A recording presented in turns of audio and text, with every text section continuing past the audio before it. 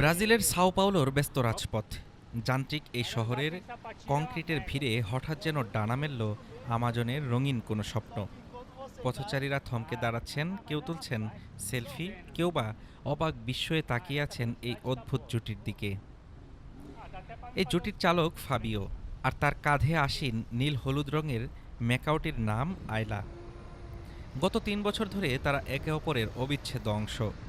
কেবল শখ নয়, ফাবিওর কাছে আয়লা তার পরিবারের একজন সদস্য।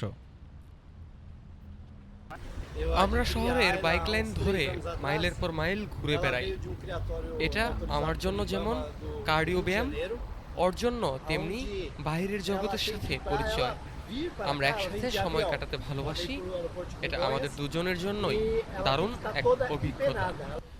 ফাবিও জানান, তিনি আয়লাকে আইনিভাবেই সংগ্রহ করেছেন, তবে পথে চলতে গিয়ে প্রশংসার পাশাপাশি জুটেছে সমালোচনাও।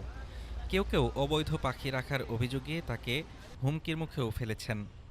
তবে ফাবিও নির্বিকার, কারণ তার কাছে আছে পরিবেশ মন্ত্রণালয় বা ইবামার বৈধ অনুমতিপত্র।